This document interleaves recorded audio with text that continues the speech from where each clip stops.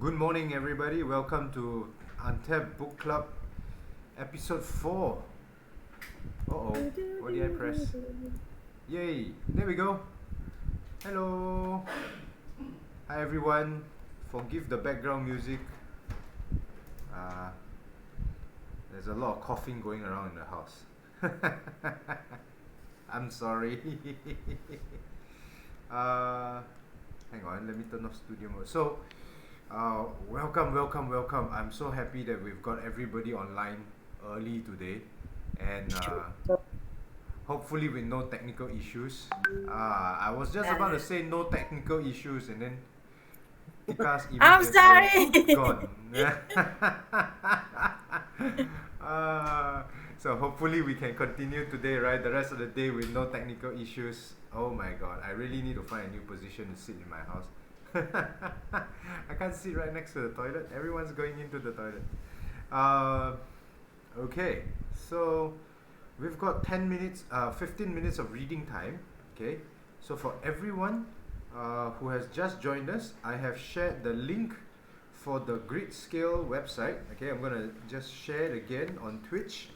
Okay, the link is up in the Twitch chat. All right, just go ahead, click it, and if you would like to try it out, okay, go ahead and see how gritty you are. Oh, I'm sorry, you guys probably see a lot of funky ones.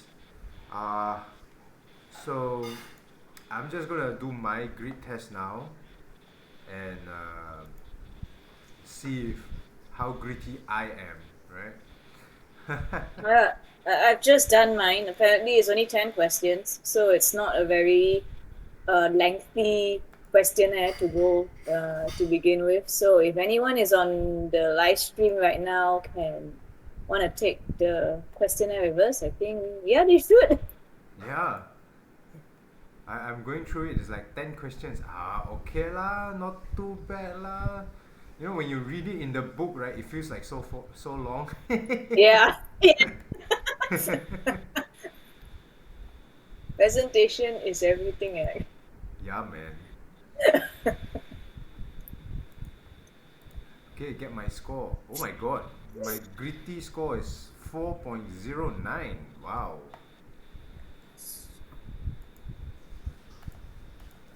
What's yours? Mine is I was very honest in answering the questions. It was at 2.7, and I said, yeah, that's about right. So I'm quite comfortable with it. It sounds very me. So yeah. But it's above 5, right? So 2 is actually not bad. Uh, what's the worst one anyway? The worst Zero. zero. Totally no grit. Yeah, you have to have zero grit. I, I cannot imagine anybody more than 20 years old with zero grit. Okay. I think most adults or young, even teenage, I think most people won't have a zero lah, unless like you have some serious issues, I suppose. Yeah, you probably really have to be like having some problems or something to be having zero grit. Yeah, like you have lost your will to live, because everyone have like different areas of interest and things that makes their eyes sparkle or something. So that's where the grit comes in. True, true. True. Morning Eva, morning Hidayah. My body's all achy. Oh no. Are you the one with COVID? Hope not. Please don't. Right? Okay. Oh, it could be just a case of over exercising from the day before, that sort of thing. Then your body muscles Yeah. will cry Yeah. lah. That's so true, like the delayed onset muscle soreness is a Yes. real thing. And it can really get to you, it's like wow, like oof, oh I really feel it.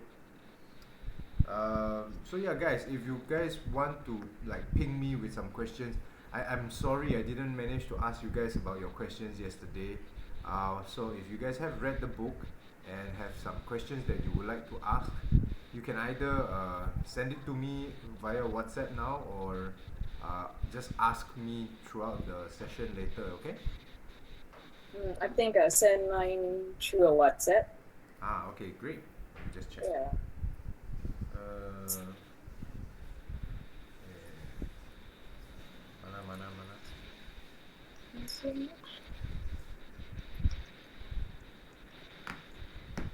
Oh, my WhatsApp says you are typing. I think you Yep. haven't pressed enter. No, I'm still typing, that's why. Oh, okay. No, because it happens sometimes, right? I forget to press Yeah. enter. Yeah. There was once where I was typing a really long message, and then I forgot to press enter, and then I accidentally closed the WhatsApp, and then poop, it went missing. Oh, hang on. I don't know whose number is that. Okay, I've posted something in the WhatsApp group. That's a very important question, really. Being able to figure that one out is very powerful. Alright, so for those of you guys in the Twitch stream, right, welcome, and go ahead. If you have questions about the book Grit, do let us know, right? Wow, somehow today we've only got 3 users in the chat. That's amazing.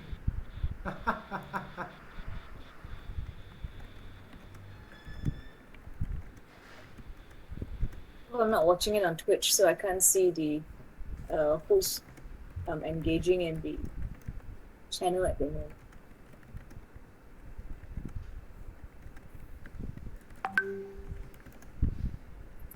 Yeah, there's like 3 people in the stream chat on my list. I'm not sure if there's more.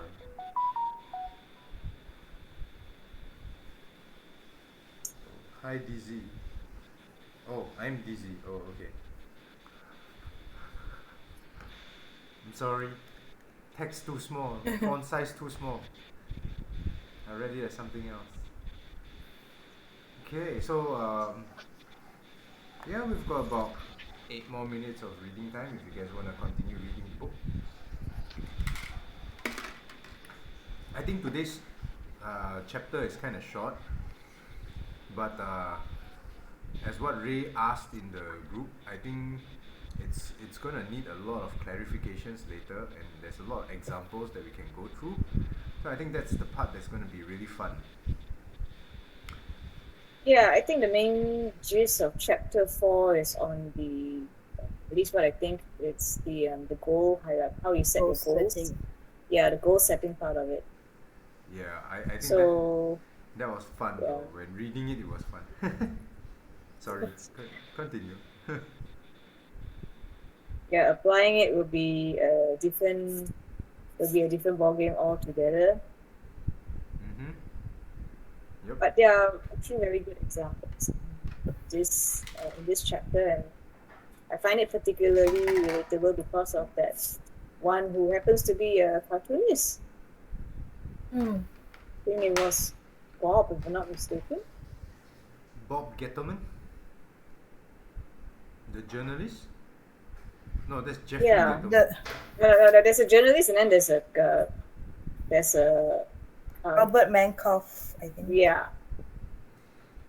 Wow. Yeah, I didn't get to absorb the names in time. Yeah, that's true. Is that it just takes the gist that this fella this person just keeps on submitting his panels until he finally got accepted. It's like, wow, that's really an incredible amount of grit. But bearing in mind this was 1974. You're talking about the cartoonist Bob. Yes. Yeah, I really thought that you would resonate with his story, because it's like, hey, she's also an artist. And things would have probably changed a lot now because there's social media. You can start your own Facebook page and Instagram, and probably the grid is there. There's just like more opportunities for you to showcase your work right now compared to what it was in 1970s. So yeah, but it's still a very good example of how things were done back then when none of these amenities are available to you. So that really shows true grit, so to speak. Yeah, which is very interesting, right? Because now with even more social media, it's like everyone who is sharing their ideas has to share even more than before, right? Okay, um, I think there's no one else in the chat saying that they're still reading, so I think we are good to begin. So let's go. All right, guys, welcome to the Team Untapped Book Club. All right, we are just out of reading time, and we are in chapter 4, right? By of the book Grit by Angela Duckworth. Yay! So for those of you guys who want to check out the book, it looks like this. Okay, it's a really nice book that I really suggest everyone, if you have the opportunity, to go check it out, because it's a really fun read. Like, it's been 4 weeks since we started the book club, and I've been amazed that we are reading one chapter a week consistently. Keep it up. Yeah. Consistency is not my strong point, and that's why I scored my score in that question. Which It's is very really weird. amazing, like reading this one chapter a week is like, wow. We've only got like, what, maybe 20 something chapters, I think. And Yep. yeah, it's like, whoa. So we're really going through the book, and it's been fun, right, having this with you guys. So, but to make sure that everything stays fun, let's set some rules, okay? All right. So we always welcome polite questions from the audience.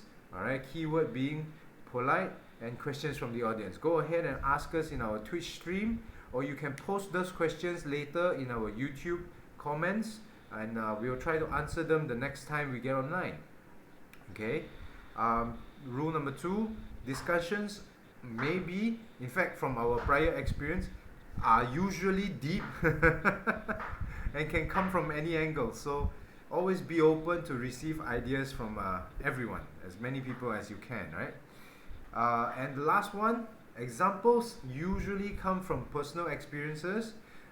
So try not to attack them, and try not to shame the people who have shared those experiences, right? Because it takes a lot of guts to actually share your experiences, and we want to encourage them to share more. All right, we want to encourage everyone to enjoy this platform. Now, without further ado, let's go into chapter 4. So chapter 4 talks about how gritty are you. Wow. So how gritty do you think you are? Before doing that grit scale test, how gritty did you think you were, guys? Go ahead, type it out in the chat. How gritty do you guys think you are? Those of you in the chat, join us. Like, how gritty do you guys think you are? I thought I On a was 4. scale- I was, On a scale of 1 to 5, right? yeah, on the scale of 1 to 5. Yeah. No, I was 3. You thought you were 3. Wow, not too bad. Yeah. I was thinking around 3, and then when I did the scoring, it was like 2.7. I said, okay lah. That's fine. I'm quite comfortable.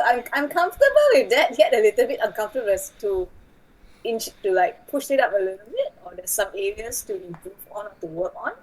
And I think it helps to highlight certain flaws. Like, it's like, I don't really finish my projects on that. Maybe I should pay more attention to that. Yeah. So it gives more awareness in that sense. But that's the fun part about self-assessments, right? I think it gets really interesting. So if you look at the book, okay, how gritty are you? I before it even gets to anything else, right?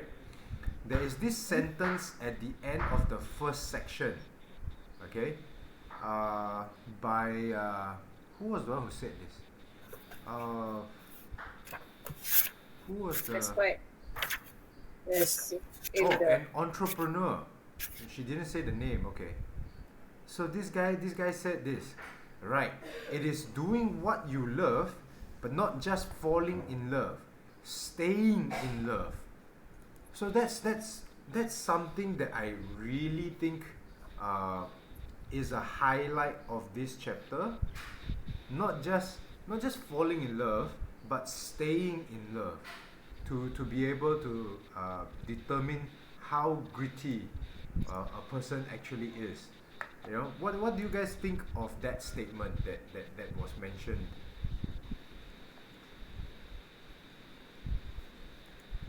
What do you guys think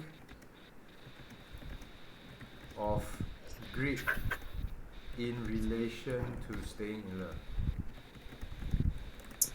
It's like in anything that you do, once the novelty wears off, then that's where things get a little bit harder because frustration starts to set in, and the newness of the experience is no more there.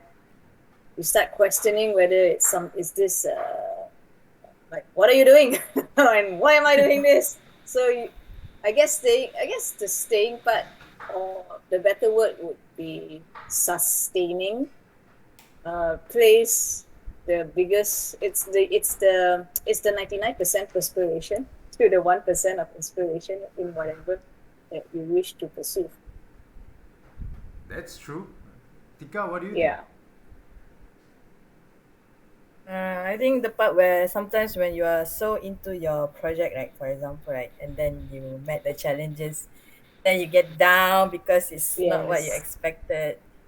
So yeah, staying focused, staying in love is really tough for It's me. very tough. Yeah. Keeping that enthusiasm up and the momentum going, and this time you have to do battle with your own doubts, because that's Yeah, where it gets tough. really, really Yeah. tough. Hmm. Something very interesting that I found, uh, that happens to me whenever I see this staying in love being mentioned in the book, right? It's like this song goes in my head. So this is love. Oh, okay. Cinderella. Yeah. I'm like, I don't know why that song just keeps playing whenever I see the word staying in love in this book. That's so I find it very interesting. This talk about staying in love, right? Because you know how guys like, guys like shiny things. They like fancy cars. They like new cars. They like uh, pretty girls. Then there's this whole debate about, uh, oh, what do you do if your boyfriend likes a girl younger than you, that kind of thing. So it seems like guys are not very gritty. Interesting way of looking at it. Yeah, that's Not what. very gritty in what perspective, as in they don't want to stay committed in the relationship when things get tough. Yeah, it sounds like it. It's like, whenever you hear about social problems regarding love, it's always the guy who is trying to cheat, right? That's what they always say, right? It's always my boyfriend cheating on me. It's like, uh, yeah, that's one. Although my personal experience seems to be a bit different. And then on the other side, it's like, whenever we talk about changing jobs, it's always the guys who seem to want to change their jobs faster, right? And so does it mean that guys are not as gritty? So yeah, I don't know. It's something that struck me when I was reading this. So after that, okay, then the book talks about the grit scale. Yay! So all those of you who want to go try out the grit scale, once again, I'm posting the link in the chat. Okay, so those of you in the chat, you can join the link that is already in the chat. Okay, go ahead. Right, uh, click on it. Right, go ahead and do your grit scale test, and let's see how you score. This is my results. Yay! Those of you on my Discord, you should be able to see it, I think. Can you guys see it? Yeah. Yeah, those of you who are on the Twitch stream, you guys can see it. So my grit score is 4.09. Apparently I am 70% grittier than American adults. Wow. The advantage of being Asian. uh, Must be an Asian thing. Must be an Asian thing. No, no, it's just a joke, guys. Please, I'm not trying to be racist here. But what do you guys get? What do you guys get? I'm curious to see what Ray and Tika got, right? Enter it in the chat for those who are taking the quiz. Yeah. Tika, you say. Mine was 3.03. So Mine is 2.7, and for some reason I'm okay with it. But it would be nice to address some areas that need some improvement. So yeah, I walk away feeling like that. So I noticed something about the grit score, right? The people who tend to score more always feel like they don't have a high enough score, and the people who tend to score less are always happy with whatever they get. Contented. Like no The offense middle one meant, okay? No offense meant to anyone, right? Tika is like the most balanced one here, you know. She's like, I expected to be 3, I am 3, yay, you know, right?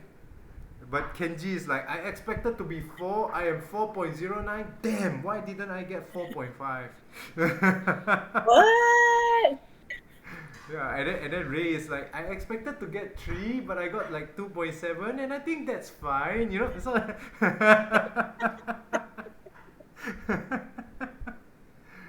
so I feel that. Sorry, go on. I mean, it's just interesting how our reactions are so different. What's going on in our minds? Yeah, maybe that's something. Yeah, so maybe we can hear from you guys what's going on in your minds, right? What do you guys think?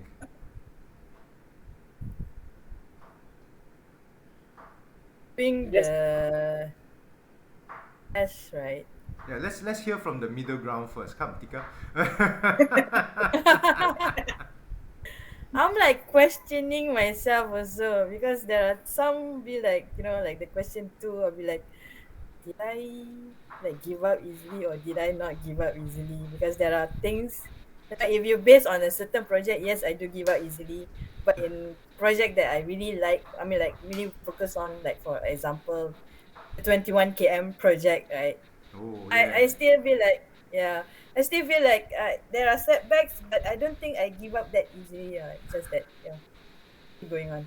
But the others, like for example, like my calligraphy project, until now I haven't even mastered the curve and everything. I'm like, oh, that one I sort of like give up easily. Yeah, how you guys like based on which thing, or you guys like generalize it? How do you base yours, Ray? Basically, as I was answering the question, then my mind automatically starts to look back in time for any relevant instances, and then just do a summary of whether I give up easily or not, or the setbacks discourage me. And what I can say is that it's actually very contextual. It depends on what it is. Like, I've been working on this acrylic painting for the past 5 weeks, and even my instructor also is like Kevin, how can she appears to be a lot more concerned than I am, but here I am just working my way through it, and I don't seem to be deterred by the fact that it's taking a while, because I'm enjoying the process as it is. And yeah, I think in most cases it does require some grit to continue to push through, because there are times when I felt like, my God, this is taking a very long time. And because I keep posting my progress on social media, we were just talking about it. So I'm pretty sure there will be some people wondering, hey, he was working on this particular painting, has she finished it yet? So it's like, there's some accountability set there, and here I am just like continuing to do what I can, and I'm keeping it at a very steady pace, so to speak. So in that sense, I guess setbacks don't discourage me and I don't give up. Yeah. So, but other things like I'm a hard worker. Okay, it's very contextual. Like, what situation are we talking about? As in, if you're saying I'm a hard worker in terms of preparing my meals, in terms of ensuring that there's sufficient nutrients in the food that I prepare daily for myself and my partner, then I think, yeah, to some degree that requires some effort and some time to look into it. Okay, in that sense, I'm hardworking, but in other areas, I'm not. So how? Yeah. So certain things are more obvious, like my interests change from year to year. In that case, I think it's a no. I would say for the past 5 years or 10, let's just take about 5 years lah. My interests have been fairly consistent, so to speak. Of course, there are short bursts of new things, like new skills and like craft, calligraphy, for instance, to learn. Then I take interest in that. So yeah, I mean, I've just answered the question as honestly as I can. I didn't think so deep, just like what the book suggested. And when the score turned out as that, I was like, okay, I was expecting worse, actually. So, yeah.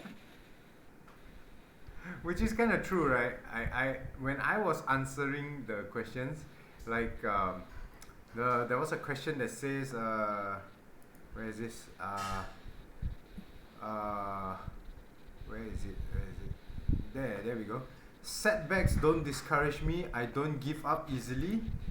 You know, I thought about two things. The first thing I thought about was my relationship with some people. It's not easy to maintain a relationship with some people. Can I give a very personal example? Yeah. It's whether you are comfortable or not, but we are all ears. It's a safe space. Like a very personal example is the relationship I have with Ray. I can drop her I can drop her a WhatsApp message and only receive a reply like weeks later. Yeah, I'm a slow. I tend to be quite slow.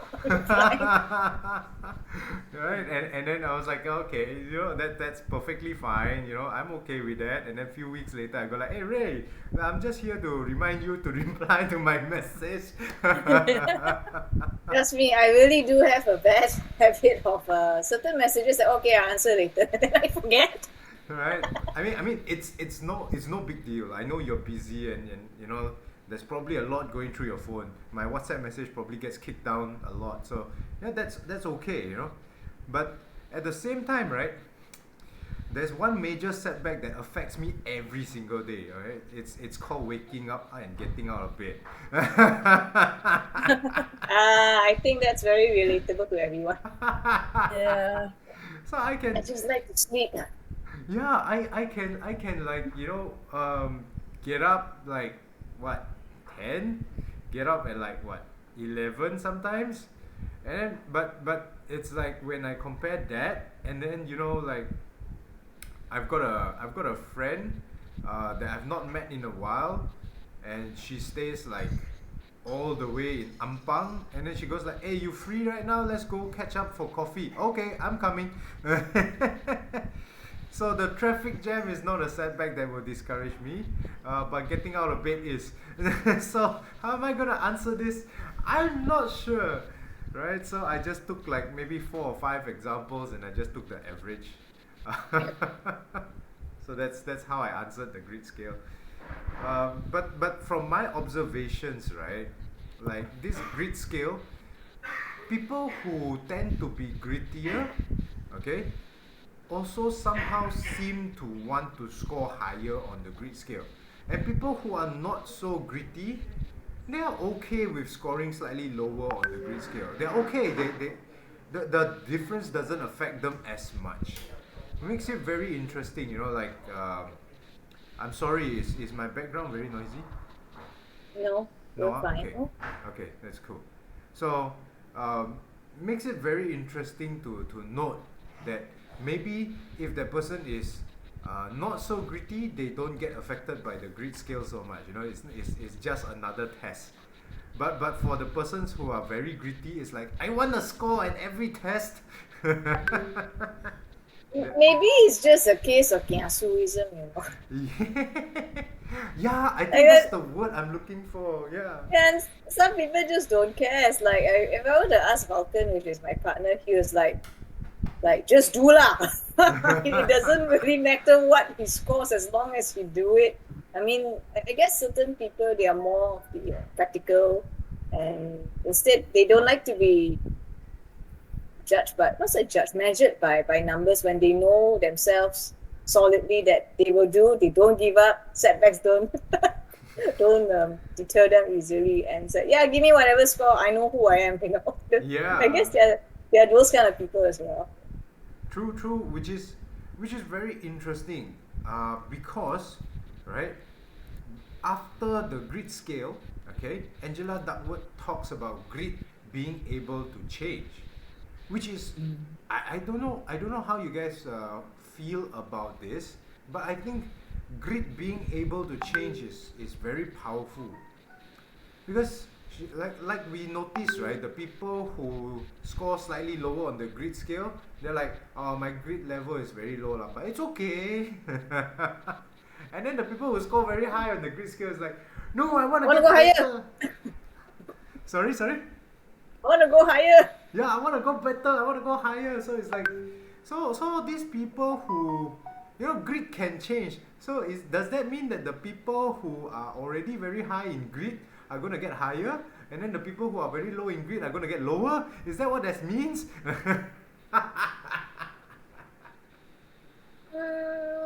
I think it's more of, I think what it's suggesting here is that once you take the test, and those who get the low scores or even the high scores to not be too discouraged by the scores that they see, because grit is not a permanent thing and it does change in time.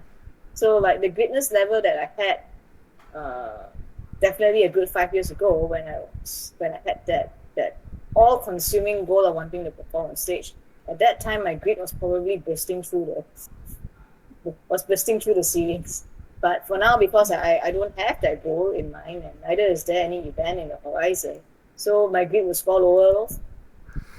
But when the occasion does arise, or it's something that I need to pursue or want to pursue, then that's where I will summon my gritness, and then that level will change. So perhaps that's what it's trying to say here. But I think that's an amazing factor for humans. We have this capability to really dig deep when we think it counts, and bring out our grit. Like one example of being very gritty. I honestly think the three of us are really gritty. It takes a lot of grit to be able to be here every Wednesday. Show up. Yeah, and show up. Show up. Like the last chapter said, right? Showing up is half the battle won. And we are here every Wednesday.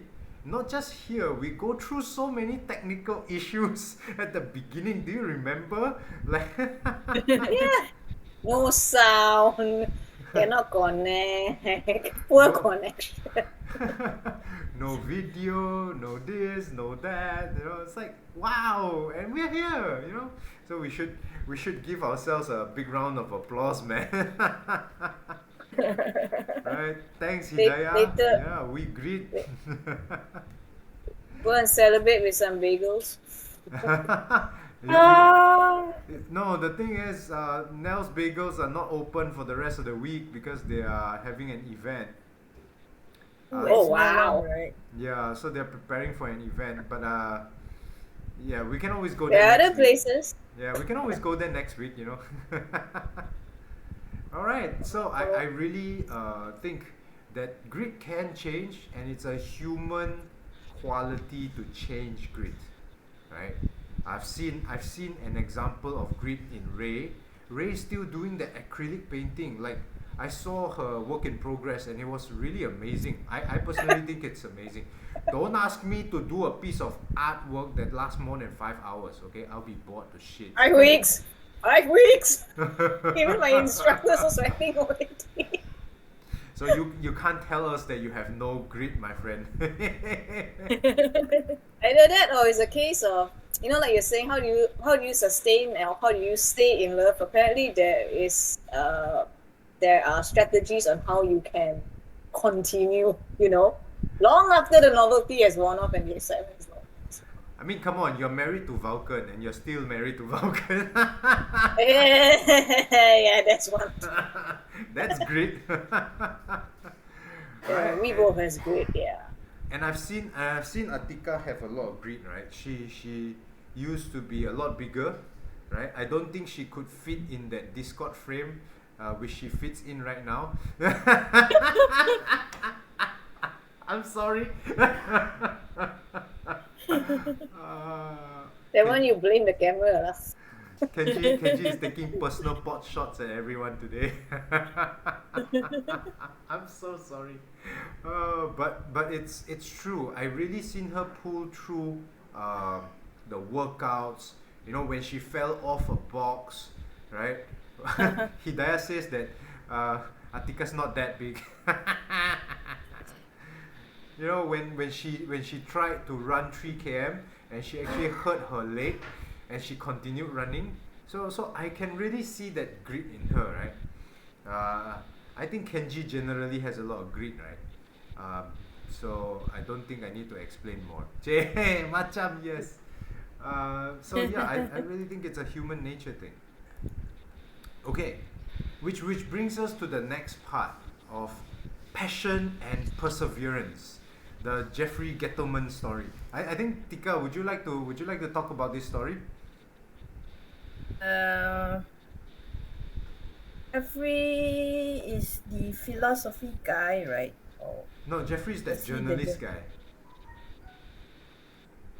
Like I think the interesting part about Jeffery was when Angela Duckworth actually asked him, like, you're a journalist, right?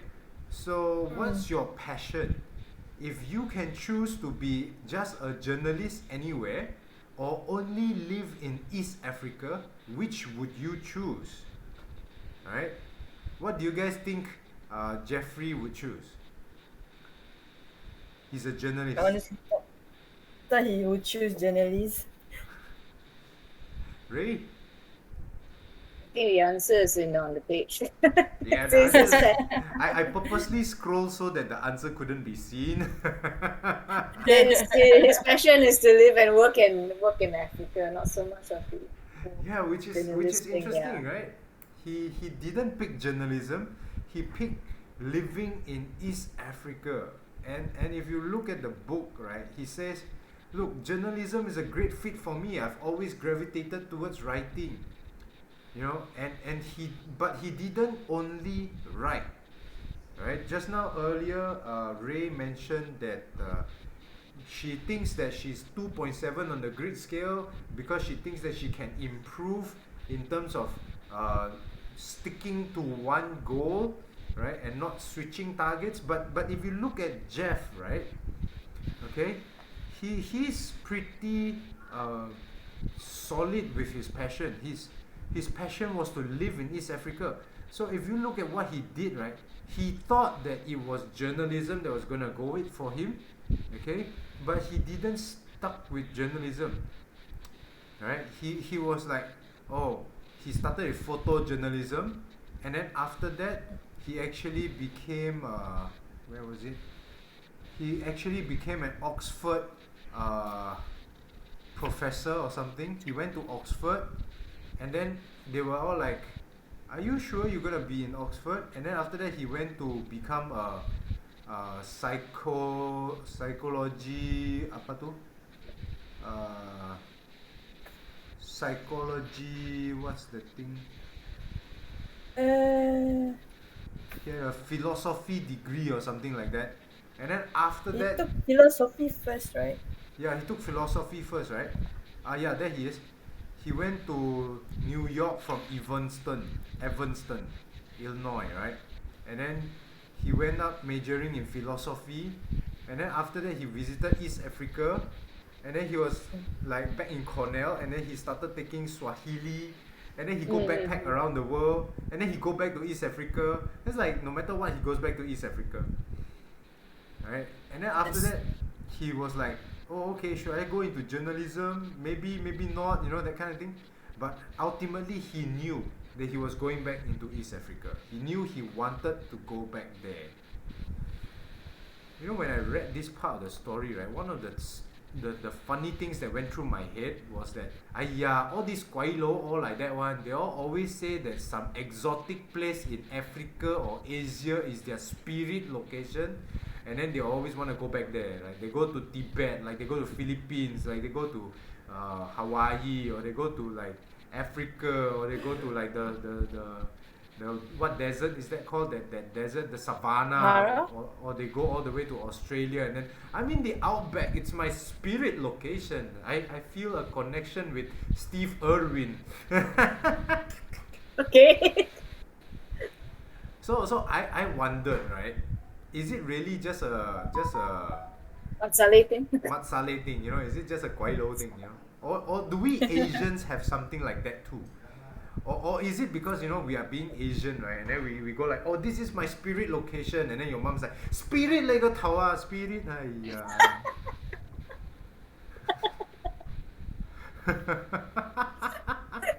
Kepala. Jangan spirit.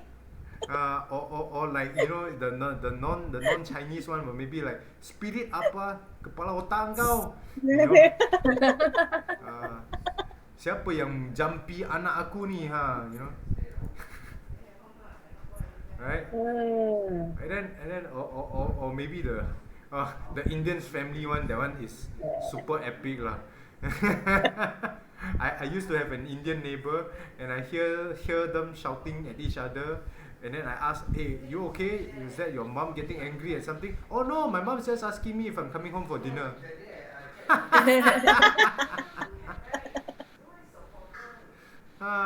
So yeah, you know, it's quite interesting, you know, it's like when things like that happen. And so, but yeah, what do you guys think? Do you guys think it's a American thing, a Caucasian thing, or do you guys think that even Asians have this kind of thing? Fortunately, I can't quote or recall of any Asian success stories or figures that do such globe tracking and then found themselves. But you could be right.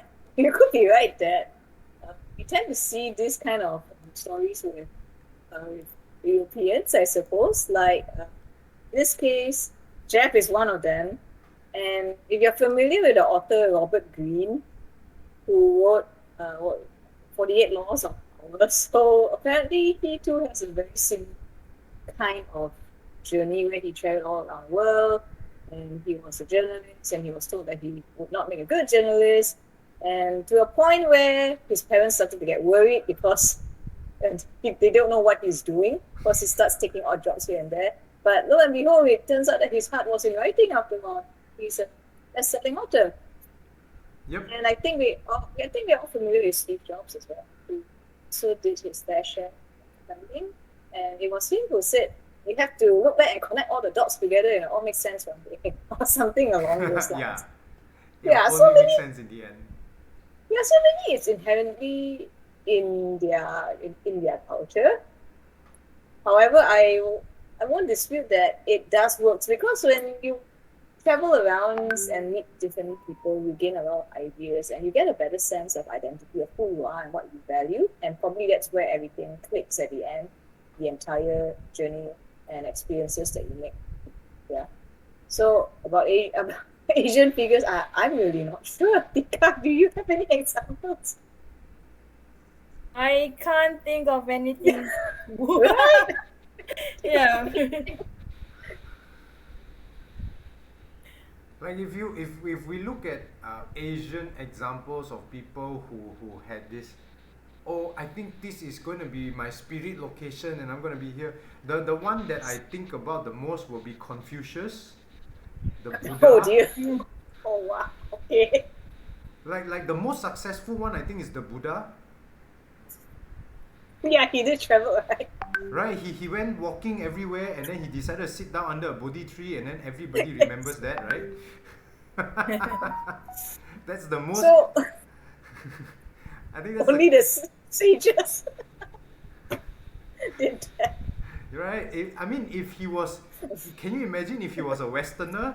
Or maybe if he was in the UK Isles, he'd be walking around. He'll be walking around New South Wales and then he'll go like, oh, okay, I'll decide to sit under this apple tree and then maybe he'll become the first Isaac Newton. I don't know, man. Right? He'll be Isaac Newton before Isaac Newton. But he was in Asia, so, you know. He decided to walk around and sit under a Bodhi tree instead, right? Like the other person who I know was Confucius because he was like, okay, this war is too much for me. I'm just gonna stick my hand out of the war and don't care about it. And then he persevered outside the war zone for like the longest time. He didn't get involved in it. Tickled. I mean, if you read the Romance very- of the Three Kingdoms, I'm very tickled by the Very Asian what? examples of such people. I'm very tickled by the question of, are there any Asian examples that's similar to Jeff or Robert Greene and Steve Jobs? Say, yeah, Confucius and Buddha. Like, okay. Yeah. It's a very prominent figure. Yeah, historical. It's like go big or go home, right? You know. Literally. And then if you think about it, right, even Malaysia, the founding story of Malaysia was also like that, right? There was this guy, he created a whole mess in his home, and then he got kicked out of his house because his parents didn't like him, and then his family didn't like him, so he got kicked out of his house, okay, and then he ran from country to country all the way until he decided to come to a place where there was a river to take a break. Okay, and then he saw a kancil kick a dog into the river, and then he was like, "Oh my God, this is my spirit location. I shall create my new kingdom here." And that was how Malacca was found, right? Right. I'm serious. You know, don't you think so? Like, Okay, so word for today is spirit location. right. It's like this is my spirit location. Oh, you know, like the most. I think the most recent story about some guy with a spirit location, some Asian guy with a spirit location, will be Lee Kuan Yew. Okay, Yeah, we settled in Singapore. yeah, because he went like, Singapore should be by its own, and then he would put in so much effort. Hey, I have to give it to him, man. He must have been damn gritty back in the day, right? Oh You know, yeah. that kind of passion and perseverance to be able to kick Singapore out of Malaysia and like run it by itself, like wow, you know. Like not just him. Like if we look at Malaysians, right? Malaysians who have these kind of stories. I think what's his name? Lim Gotong, Yeah, yep. right? I was about to say that his spirit location must be up in the mountains. Start a hotel there, because And then the funny part is like he's really now up in the mountains, right? yes. As a spirit and in a location. Mm-hmm. I am so bad today. Kenji is taking so many pot jokes at everybody. Okay. So, but that is true.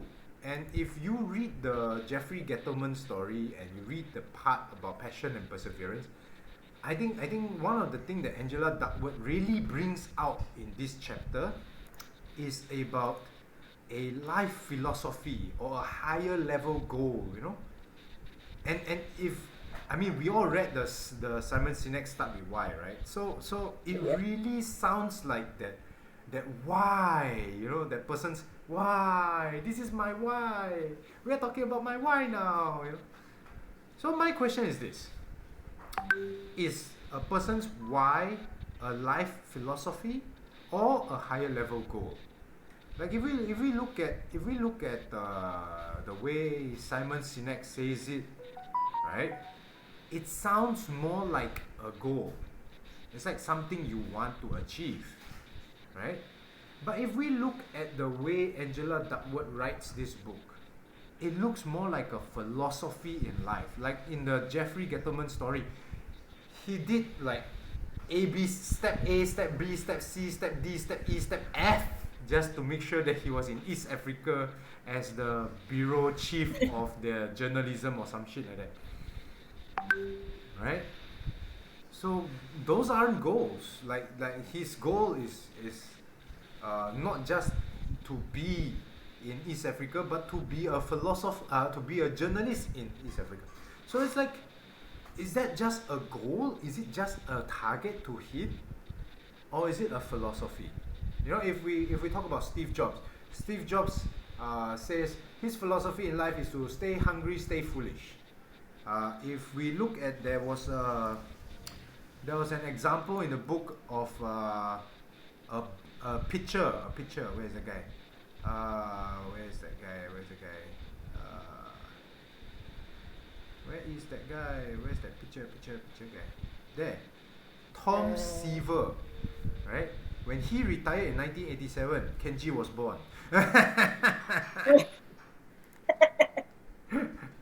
Right? So this guy's life philosophy was the best I can possibly do day after day, year after year. So can you imagine, like, this is definitely not a goal. I mean, a goal can't change every day. It's stupid. You know, can you imagine playing football and the goalpost changes every 15 minutes? You'd be like, what the heck? Right? So this sounds more like a life philosophy. Right? So while we're talking about this, what do you guys think? Is it a life philosophy or is it a goal? I always thought those two are the same. They sound the same, but you know, like same, maybe different. Hang on, guys. You guys continue this discussion. I need to drop to the toilet for a moment. Meanwhile, let me read which part. We just review a little bit. Yeah, the life philosophy and goals. Yeah. I think your goals are related, or they are guided by your life philosophy. If you're just like setting goals for yourself, but there is no overarching grand master plan of what you're doing, then they are just goals for the sake of goals, which in a way it's still an achievement. You still learn something and you still feel good about it, but maybe you won't feel that deep sense of joy, or there is no meaning to it. Interesting. Yeah. Sorry about For that. example, pardon? No, I said sorry about that. I'm back. Yeah. What did I miss? Okay, what I was sharing with Tika was that I think a life philosophy, it's like a grand master plan to all the goals that you are pursuing. Like, if you are just pursuing goals and doing activities for the sake of doing it, it's not to say that it's a bad thing. I mean, you still feel that sense of accomplishment, you still achieve something, you definitely learn something and become a better person. But perhaps it's not as perhaps it doesn't give you as much meaning. And that's what your life philosophy is. Therefore, it's like an overarching master plan of what you really want out of life and what really brings you that joy. And that's why these goals are all connected to it. And if I'm using myself as a reference, like for example, I've long retired from music, as far as I'm concerned for now. And at the time when I was pursuing that goal, there was nothing beyond it. There was no life philosophy. Like, why am I doing this? I mean, I just wanted to perform on stage during a pop culture convention. And once that goal is met, I couldn't sustain it any longer because there's no more reason to continue. So perhaps by having a higher goal or a life philosophy or theory, so to speak, that may have helped me to sustain my efforts a lot longer in that line. I don't know. I'm just sharing based on my own experiences because I think all of us have many goals in our lifetime, but does it lead to something? Or do we ever stop to question ourselves like, why am I doing this? Is it because it makes me happy? Is it because it could be that I'm a creative. I just like dabbling, putting my fingers in anything that's creativity related and see how far I can go. So I think that itself is already a form of philosophy that keeps you going. And yeah, it's not like a goal that society sets for you that by mid twenties you must get married and have 3 kids, have a car with a bungalow. Like, it's not something is that is preset for you or is popularized in society and you just follow blindly, but it's something that is deep within yourself and it's for yourself. It kind of sounds like me. Eh? How so? I'm like, okay, I want to get a house by the time I'm 25, and I want to get a car by the time I'm 30, and I want to get married by the time I'm 35. Like, I decided all these things when I was like 6. Who planted those ideas in your mind in the first place is the question. Where did it come from? Did it come from you? Or did it come from you traveling around the world like a swami? No, like No, when I was growing up, right, one of the biggest things was having your own house. I was moving around a lot, so we wanted to have our own house.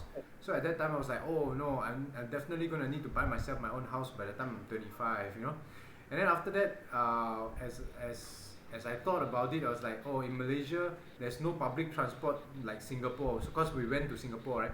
So I was like, there's no public transport like Singapore, so I definitely need a car. And then after that, like, when do I want to get married? If I get married, I'm gonna have babies. So if I'm gonna have babies, I want to be young when my baby is like teenager, so that I can go hang out with him and make sure that his girlfriend is, make sure he is like worried that his girlfriend will be taken by me, right? So what?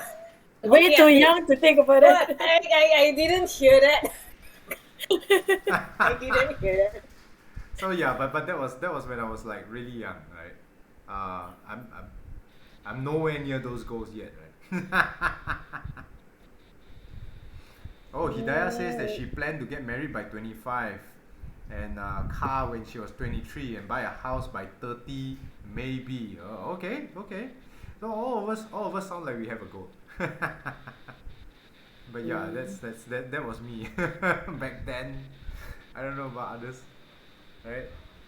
So I think what Ray said is very important because having a life philosophy and having higher level goals are slightly different. I think while I was reading this chapter, right, we could all have a lot of higher level goals. We could all have goals like, for example, we have goals like staying in East Africa. That's a very high level goal, right? Having 14 girlfriends. That's a very high level goal, right? I don't know. I mean, some people, right? Never know, right? Owning a fleet of Maseratis, right? You never know, right? So all these high level goals are very powerful and very important, right? But at the same time, having a life philosophy to guide these goals, I think makes it easier to determine what goals you want to keep and what goals you don't mind having it on the side, It's like when you walk to McDonald's, right? Okay, you need to know what you want to eat. Like, okay, I'm coming into McDonald's. You could feel like, okay, I want to eat rice today, or I want to eat noodles today, or I want to eat burgers today. But then at the end of the day, when you reach that line, you're gonna need to ask yourself, am I that hungry that I'm gonna need 2 burgers, 4 fries, and 6 Cokes? Or am I okay with just having a McValue meal? Or maybe I just feel like having a Happy Meal burger and I'm done. Right? So to me, that's what it sounds like. Your life philosophy is how hungry you are, and your higher level goal is what burger or what chicken you want to eat today, you know. That's me.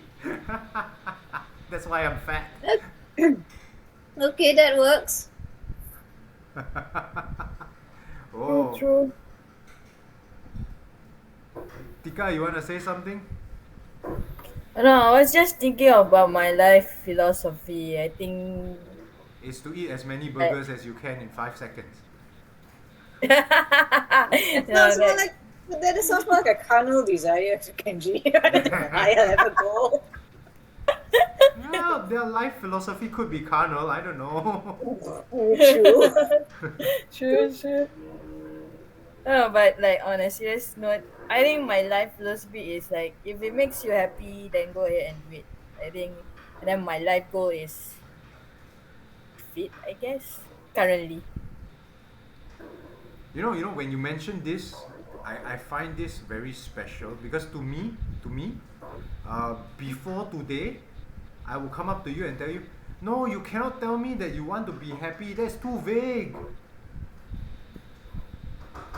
Really? Yeah. Like, don't you think so? Like, you know, what makes you happy? I don't know. Eating makes me happy. So as long as you're eating, you're happy. And does that mean that after you eat, you can die now? Because that's your life goal, right? Yeah. So it's like, okay, my life goal is to be happy. Okay, do you feel happy when you're eating? Yes. Alright, here's a bowl of noodles. Eat, be happy, and then I got a gun here. Bye. That's how I used to think. Sounds morbid, right? But that's how I used to think. But nowadays,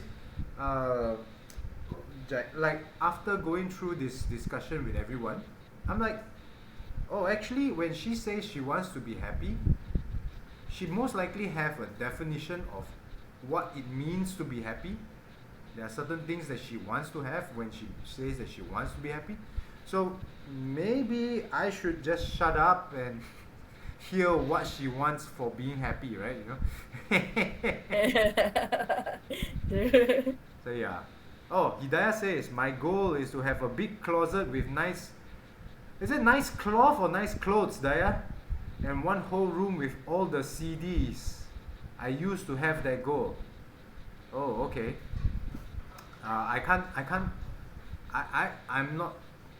I'm not sure if I'm reading this correctly. Tika, are you on the chat? Can you read this and explain to me? Does she mean that she used to have the goal of having a big closet with nice cloth and a whole room with all the CDs, or is that her current goal? I'm not too sure. What I understand is she used to have that goal. Okay. So it's a typo. I'm sorry. I just wanted to make sure. It's very confusing for me. You know, you want to have a big closet with nice cloth. Okay, so I have a closet with a whole like bolt of satin and another bolt of silk and another bolt of cotton, and you know, I just lie down on it or something. I don't know what you want to do with the cloth. I think she meant clothes, not cloth. Ah, okay. She used to have that goal. Okay.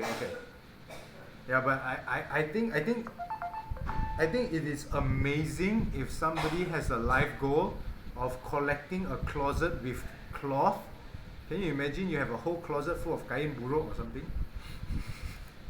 Imagine those designers, okay? They have like fancy cloth that they wanted to use for their design. Hidayah is typing while doing work. Okay. No worries about the typo. Okay, yeah. I am sorry that I misunderstood you. I just wanted to make sure that I understood you correctly. Okay, so then the thing is, the next topic that Angela Duckworth mentions, right, is about holding a top level goal for a long time as being considered gritty. You know, that was something that I think it's very interesting because Ray asked earlier about the structure of a goal, right? The goal hierarchy. I'm not sure if you guys can see this picture. Yeah. Alright. This picture looks like a multi-level marketing or a company structure or something like that, right? I It don't looks know, man. The similar. first thing I saw this, right, I was like, oh my god, whoever works in this company is gonna cry. You see the circle, right? The big circle at the top, that's the CEO. Then there's three C-level managers, and then there's that one guy in between the left and right manager that has to report to both managers. Oh, that guy is gonna cry, man. Okay, for the record of anyone tuning in into this channel, this is a book club, and we're talking about the book Grit. So it's not multi-level marketing. No, we're not trying to market anything, okay? Yep, it's not MLM. This is about goal setting. So But don't yeah. panic. No, I mean, it looks like a company organization structure also, right? You know, it's like you got the CEO at the top, and then you got three directors, and then most likely the guy in the middle is the marketing director, and then the guy on the right is like the sales director, and then that one guy who's stuck in between them has to report to both of them. That guy is most likely me.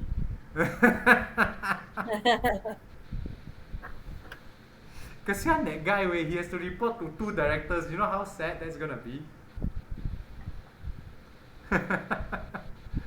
Yeah, so okay. Anyway, I think this is a very powerful way of how to say, describing, no, not describing, of detailing what it means to have a hierarchical goal, right? So just now Ray's question was but it's true, it's company organization. My company like that. Hidayah, your company is like that, where one person has to report to two directors. Oh my god, I pity you, man. Okay, so anyway, if the goal has a hierarchy, which means the one on the top is your life philosophy or your long-term goals or your high-level goals, right? And then the middle line is your mid-term goals, is your middle quality goals, and then the lower one is like your daily goals, what you need to do every day. So according to this part of the chapter, holding on to that long-term goal is a sign of grittiness. Like in the case of Ray's long-term goal or Ray's high-level goal was to be able, oh my god, my hand's floating. Ray's high-level goal was to be able to perform on stage, right? And then she held on to that as her high-level goal, and then all the ones at the bottom, the daily goals, the midterm goals, those are things that she has to do on a daily basis or weekly basis or something like that to build her up to that level, right? And those things at the bottom changes. They changes very often. It's just like in a company, okay? You do not change the director of a company every 5 days, right? You do not change the manager every 5 days. But it is possible to change the janitor every 5 days. You know? So it's the same as what Angela Duckworth is trying to describe in your long-term goals. So I think from this chapter, what she's trying to say is that grit is shown with a person with long-term goals, because when they know what they want, they keep moving towards what they want. And I think that's the reason why she says that long-term goals have to be held on to. In contrast, okay, she continues the story, the chapter, by talking about, what's his name? Bob Mankoff.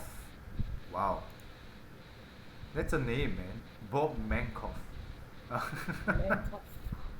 Yeah, he's like Bob Mankoff. So anyway, after Bob Mankoff's story, right, she says that a gritty person like Bob Mankoff, okay, will hold on to that high level goal, which is to be a cartoonist for the New Yorker, okay, but will change his low level goal, alright, so that he can continue achieving that high level goal.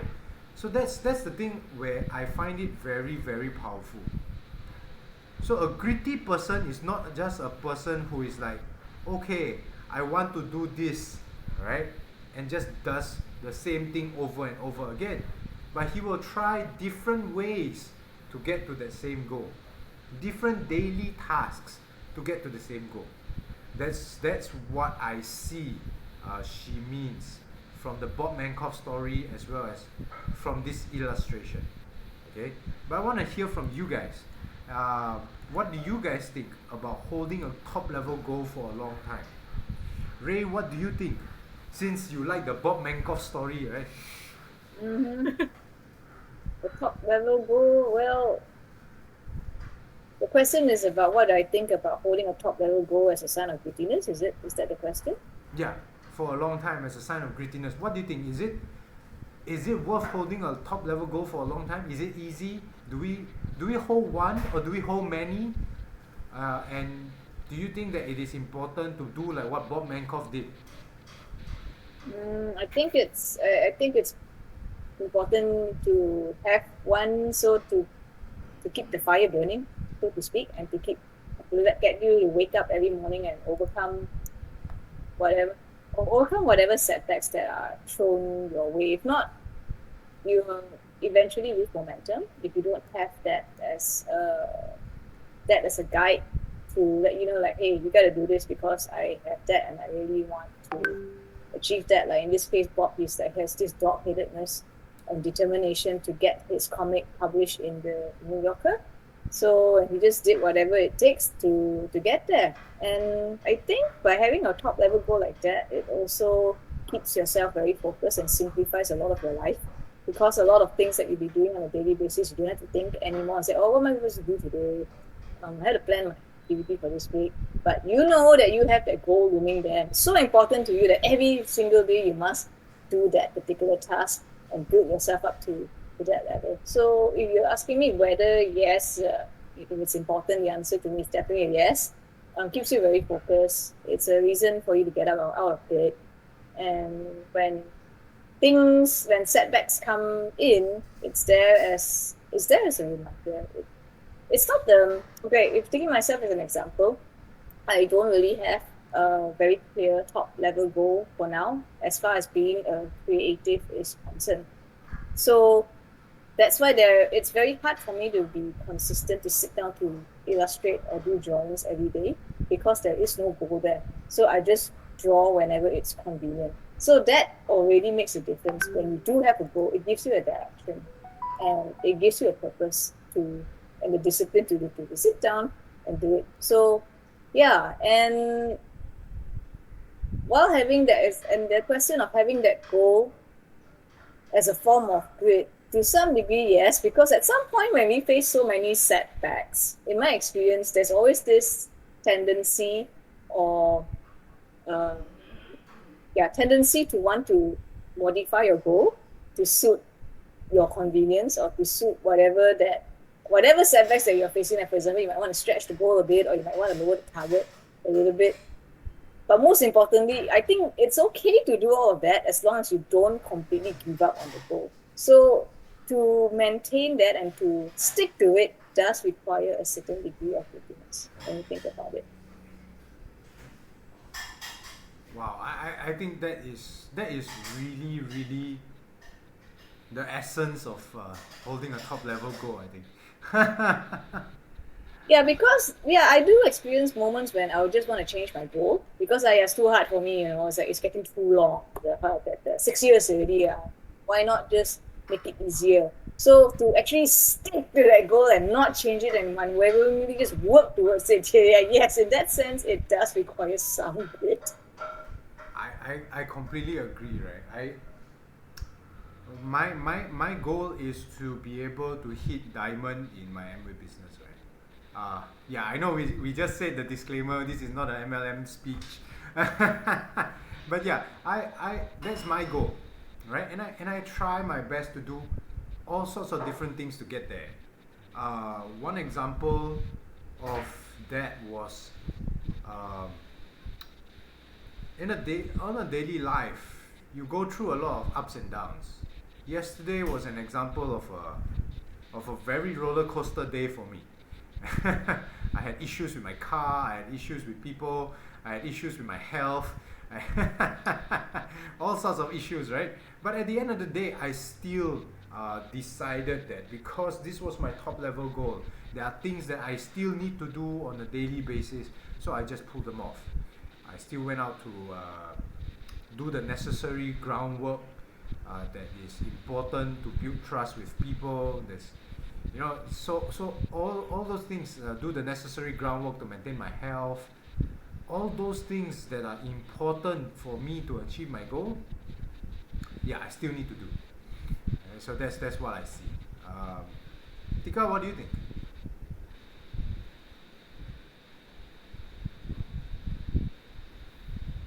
I was to say this is like what Ray explains, like what I have in mind. Having like a level goal is really really important, and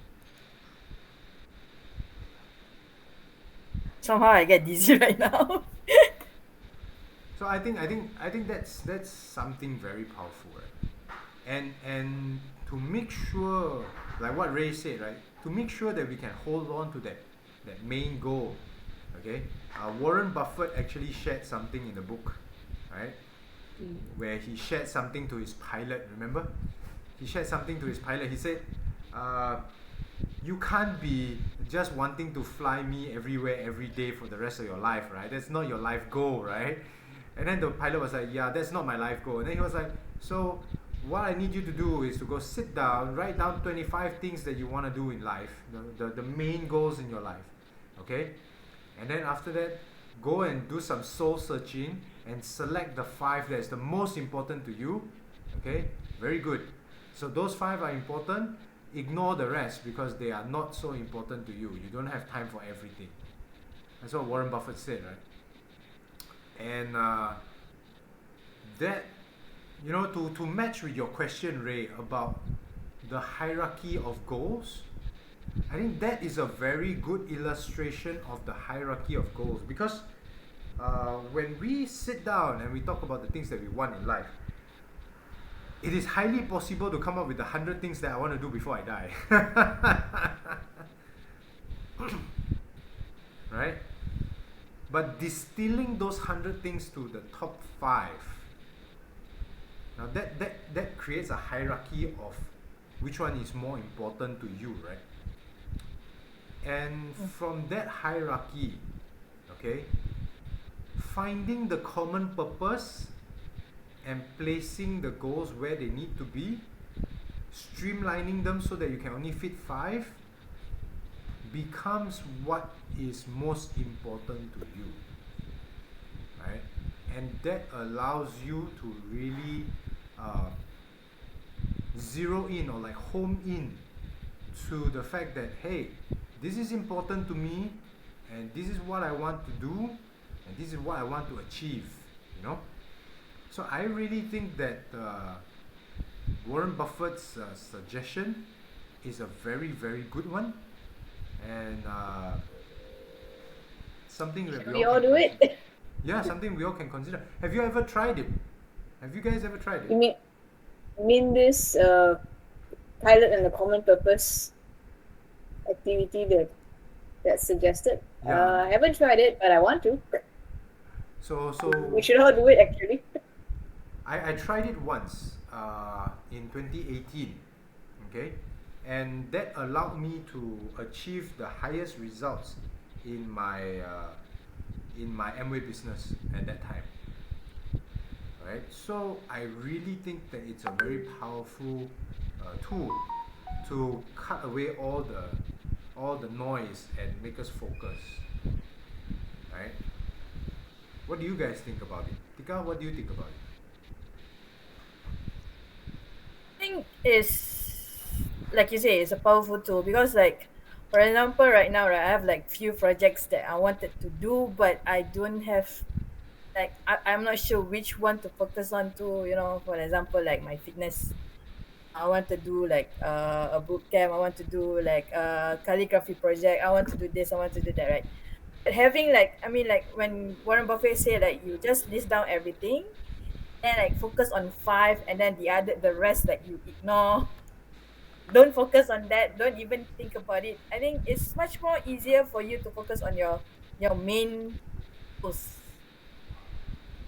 Then if you feel down and stuff like that, right? So like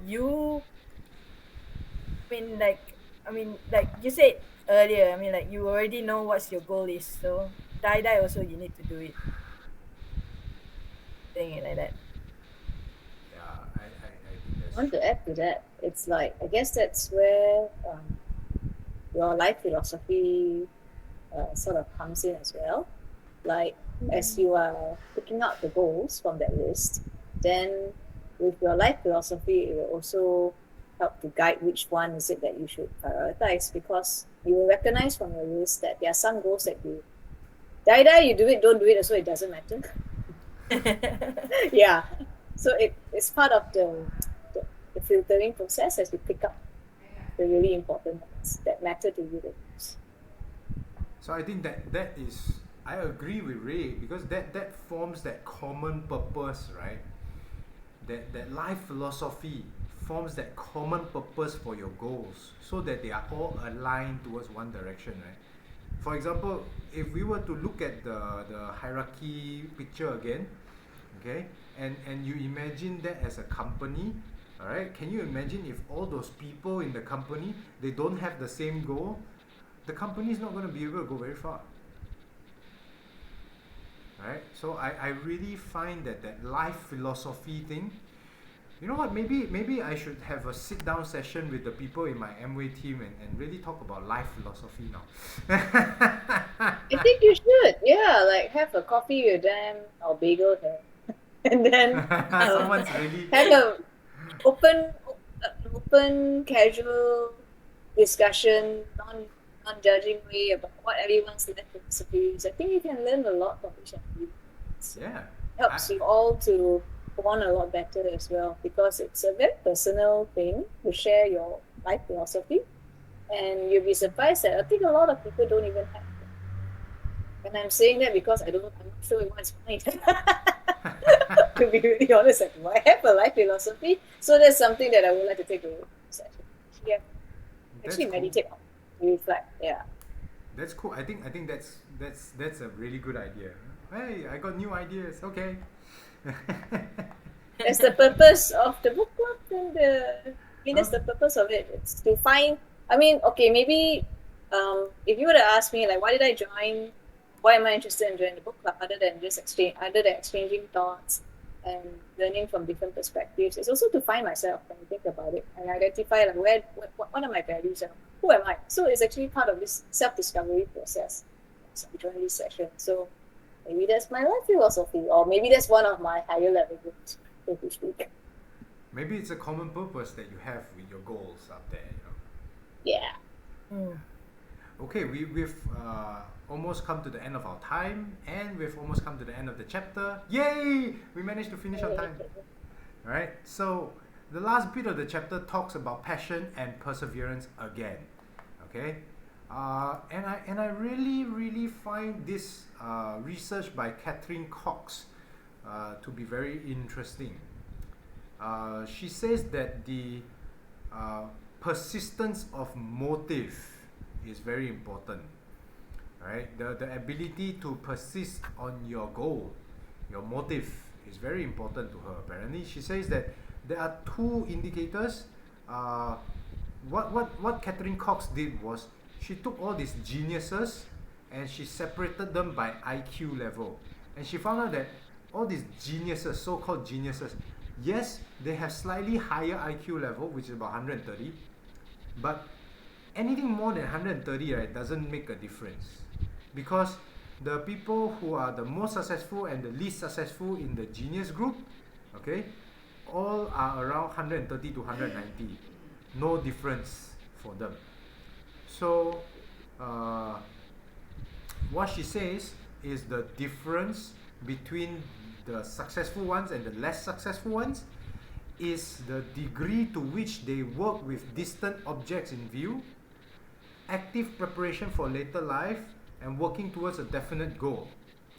The other indicator was tendency to not abandon tasks from mere changeability, not seeking something fresh because of novelty, not looking for a change.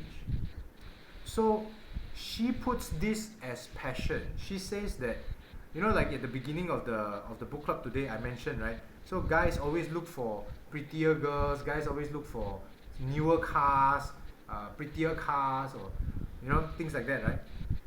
That is a sign of passion. If the guy is constantly looking for something like that, maybe not enough passion. Basically he's just like thrilled by the newness of something, and once that wears off, he moves on Yeah, to the he's next looking for new novelty. thing. Yeah, it's very, in my definition, it's like a very low level pleasure seeking. That level, yeah, it's not of the higher level. Like Sort you of, said earlier, maybe that's more carnal. I don't know. Right? And higher then desire.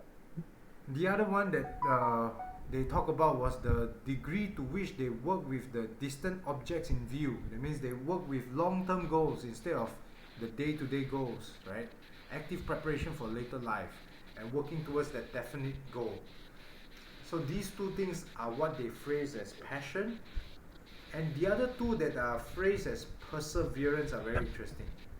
She says it's the degree of strength, of will, or perseverance, the quiet determination to stick to a course once decided upon, right? The tendency not to abandon tasks in the face of obstacles, tenacity, perseverance, doggedness. These are the things that show as perseverance. What do you guys think of these 2 points?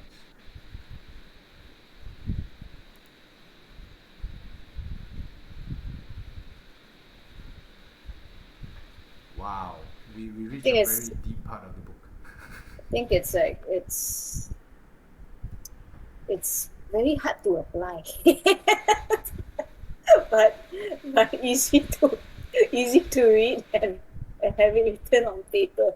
Degree of strength or will or perseverance, a quiet determination to stick to the course once decided upon. It depends. It's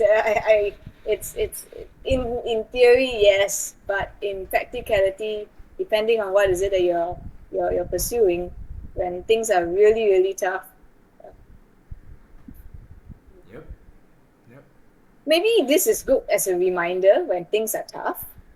When, let's say, when you're at the verge of being very frustrated, the goal always eludes you, or you keep on facing failure after failure after failure. Then when you take a step back, meditate a bit, read that little part of it, then it's like, okay, I'm gonna continue. I used to see. Yeah, it works as a reminder. Sorry? It works as a good reminder when things are very tough, to remind yourself that you have that will to continue, especially when that goal is very important to you or it matters a lot. Yep. Tika, what do you think? How to say this, the when the lines say quiet determination to stick to a cause once decided upon, somehow, like, I don't know, I feel like how to say it, I feel very strongly about it, because like, how do you choose to get, like, how do you stick one cause only? It's always like, because I have like a lot of things going on in my mind, like, how do I pursue to only one, to stick to one only, and then like give up on it? Like Ray said, it's like a reminder, like, it's okay. I mean, like, there's always ups and down whenever you make your decision. I mean, you make your mind to do one thing, and to not give up, to not simply give up just because you face a wall, face a mountain, and just go for it. Oh yeah. It's like a case of how badly do you want it? Yeah. How badly do I want this to work? Yeah, how badly do I want to have this or to achieve this? Yeah. It's like when I read this part of the book, my brain goes like, It's 5% luck, 15% What? pressure, something, 90% of will. It's like 100% concentrated power of will. Is that Mike Shinoda song? Okay, I'm familiar with that song, so Oh, it's okay. I'm sorry. So it's okay. because I personally think that all these four things that she mentioned sounds like perseverance to me.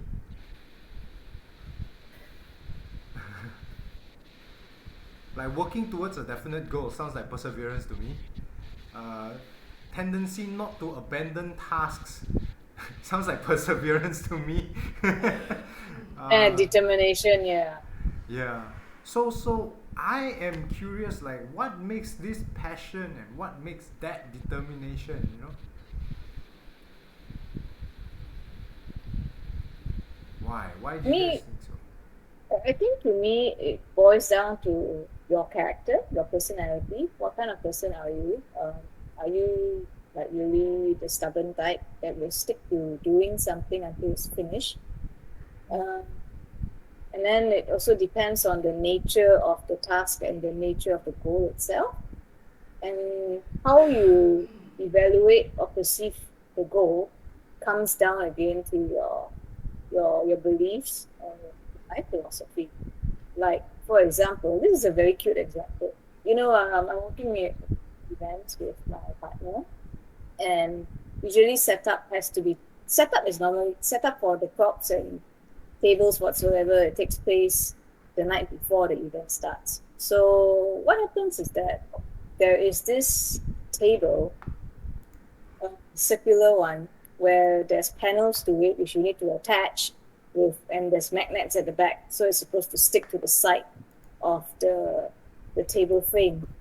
Unfortunately, it's the panels are designed in such a way where it's very difficult to actually put the panels and let it stick on the frame that's supporting the table. Yeah. So what happens was, because I didn't know there was a trick to it, and I was not familiar with the build and how the panels are shaped.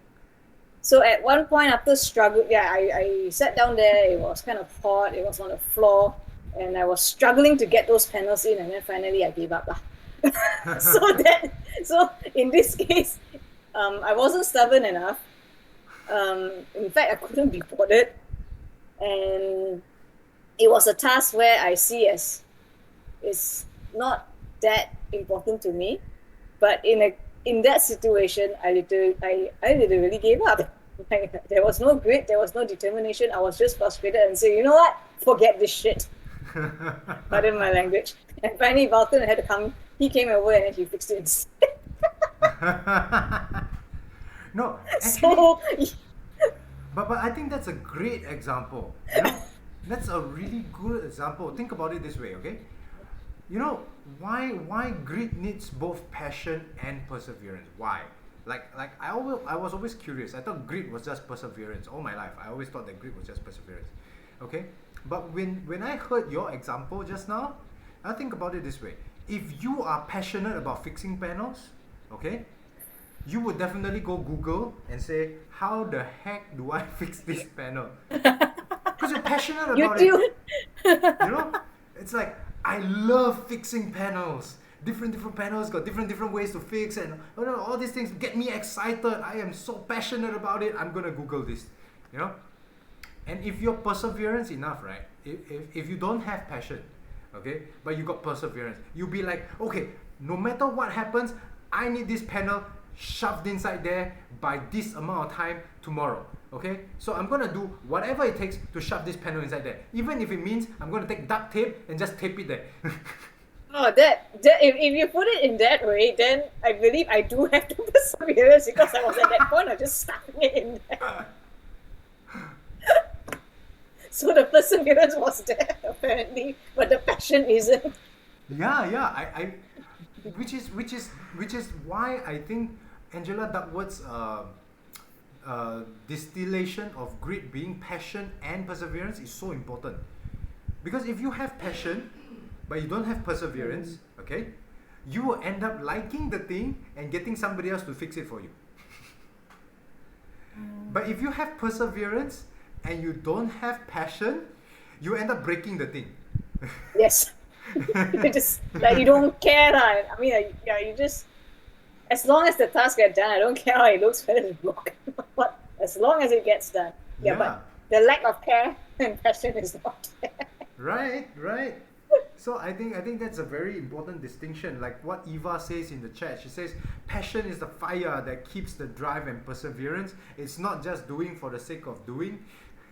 So I think that's kind of what grit is. Which brings us to the concluding thoughts of today. Yay! So, what do you guys think? In a couple of sentences, what do you learn from today? Let's end this on a nice note. Tika, let's hear from you first. I learned that I am gritty enough. I mean, kidding. I think towards the end when we talk about the passion and perseverance, right? It reminded me of the previous chapter of where the guy doing the Harvard studies or the treadmill. He's like so focused on that. He's so passionate on what that. But yeah, if other tasks like the one that Ray said, like, my house is a mess. I don't bother about it. I need to change light bulb. I can just call other people. So yeah, passion and perseverance, how to say, matters when it comes to beauty. The spirit of location too. Somehow it's like Spirit. Yeah. What for today? Right. I totally agree with that. I've got a friend who's very passionate about losing weight, but has no perseverance in losing weight. Every week she will come up to me with a new idea on how to lose weight. IF lah, what metabolic fasting lah, what interval metabolic training lah, HIIT lah, Tabata lah, running drills lah, anything you can think of lah. She will just come up to me with some newfangled idea on how to lose weight. But that's every week. She doesn't stick to it for more than 1 km. So it's like,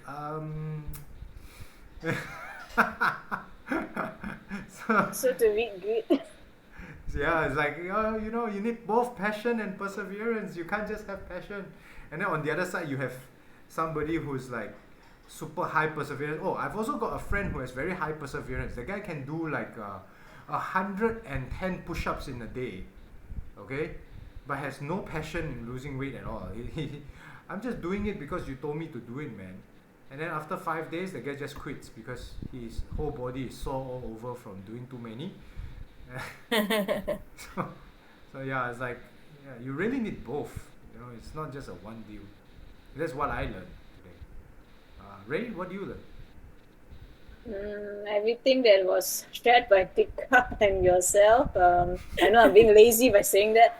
Okay, I think the whole passion and perseverance, now it actually really clicks. I mean, I do have a better understanding of how it both works together right now, and at the same time the whole life philosophy thing as well.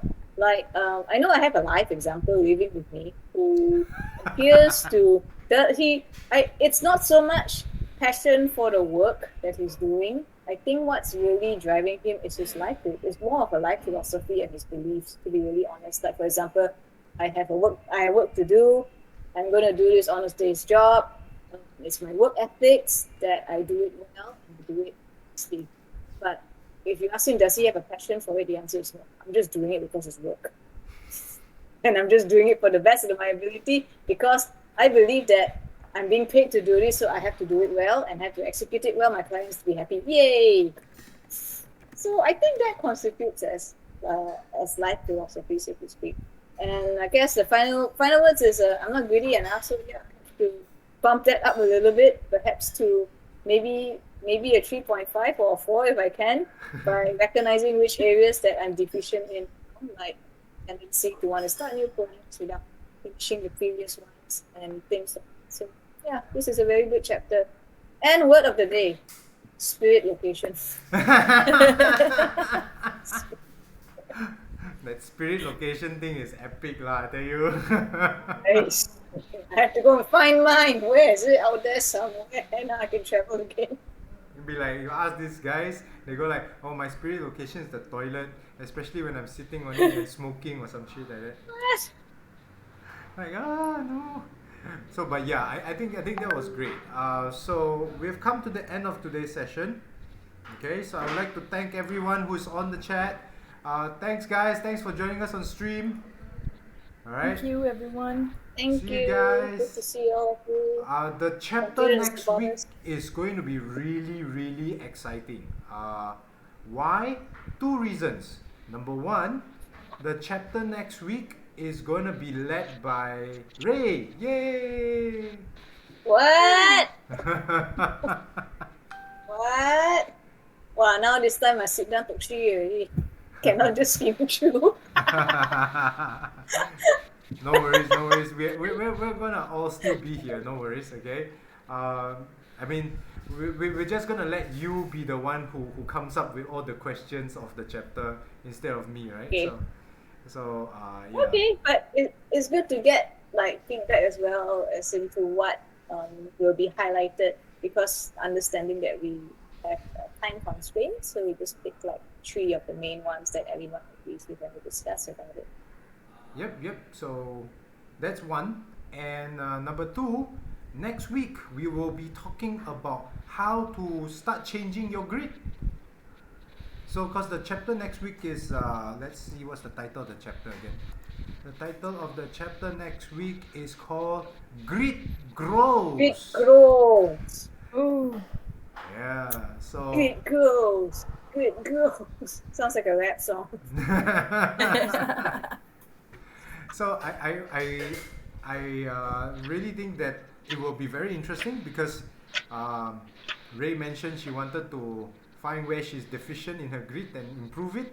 So this chapter will be great for her, and the fact that she's leading the chapter is even more exciting, right? So It's like this thick, so okay lah, I can lah. no lah, it's how many pages was it? It's not too bad. Okay, so I'll stop the stream here and let's have a short conversation after the stream and talk about this. Yeah. Okay. Thanks, guys. Thanks for joining us on the stream. See you guys for next week. Hey. Bye bye. Thank you.